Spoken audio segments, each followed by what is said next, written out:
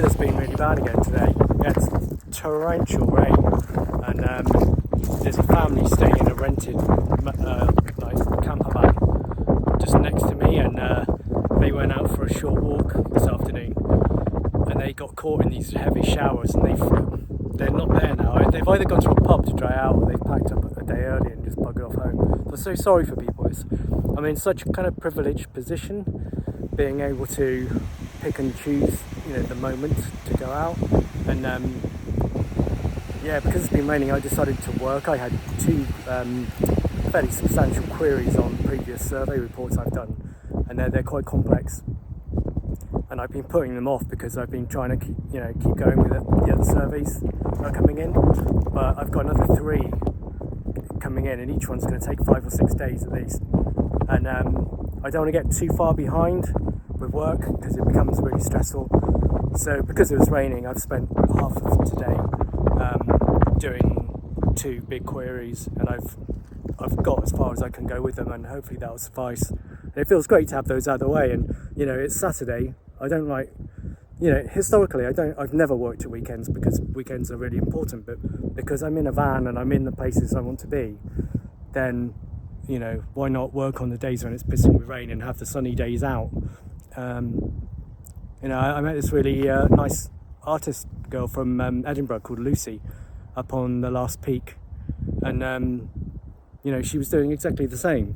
She just decided this was the best day, drove 3 hours from Edinburgh to go and do the Ballachulish Horseshoe, which is fantastic, and we were just sort of agreeing on that's such a cool way to be able to work and live.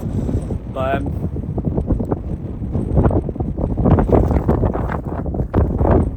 the wind's picking up again. I wouldn't be surprised if there's some more rain coming in, so I'm not going to hang around too long. I don't want to get cold. But that took me an extra 3 minutes today to come up because my legs are still really tired from doing the horseshoe, doing 3 of those. But yeah, I'm pretty sure I'm going to move on Monday. I think I am going to go to Glencoe and then spend either a day or 2 days there working if it's raining. And there's a fairly sort of steady and obvious path in the West Highland Way that goes up to meet the Ring of Steel, and it's actually it'll be the start of the Ring of Steel race circuit. And I thought it would be interesting, like in a similar way to what I did when I was in the Lake District. I was going out and recceing parts of bigger routes so that when I got to them I would recognise where I am. So I think that if I go to Kinloch Leven for a day or 2, I can work there in a free spot before I go to Skye, and just sort of suss that out so that either if I stick around long enough to go and do the Ben and then do the Ring of Steel before I go to Skye, or whenever I do try and come back and do the Ring of Steel, I'll have a place that I know of, a location that I know to kind of. I find it very reassuring when you're doing a big route like that in the mountains to suddenly find a spot, be at a spot that you recognise, and like descent routes if things are going wrong or the weather went pear-shaped or something. But anyway, and the other thing I was thinking of is I really do feel very happy up here in Scotland. There's no point in me rushing back down. It's so far away from where I normally live. And I'd like to go and see Skye. I might go to Harris, I'm not sure yet. I had another read through my Scottish trail running and mountain running books, and there are so many amazing things, especially like further north above Skye on the west coast. Some fantastic mountain routes I could do up there that I have all the information from. I could download GPX files, and if I get the maps I can navigate. Well, I can navigate with OS app and with maps and stuff. So yeah, there's so many opportunities up here. So I'm going to stick around for a while. I think I'll probably still be up in Scotland for another couple of months yet. Depends on what happens with the weather,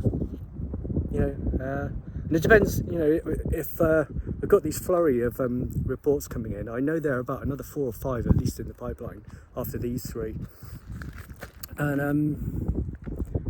I might end up with another 4-week break, in which case I'll be able to tick off a load of the other things that I would like to do. And I don't, when I use the phrase ticking off, I don't mean I'm just ticking them off and then I just move on and go, oh, we've done that one. It's, you know, there are places that I would really like to go and have a close look at. The Coolin Ridge on Skye is one, and this Glencoe campsite looks like it'd be absolutely perfect for that. And my books cover a couple of runs in that area too, so you know, I know I'll, instead of just sort of aimlessly running around, I can be following routes that are kind of, you know, they're well marked out. They've been marked out as being special routes. So anyway, look at that now. You can see the ridge much more clearly now that the sun's kind of falling on it. But that's where the horseshoe path goes. Comes from, there's a track comes up along here, and then it goes straight up that spur through, just before it eases off for that ridge at the top. It goes through some the scrambling section, but it's steep. It's such a stunning mountain.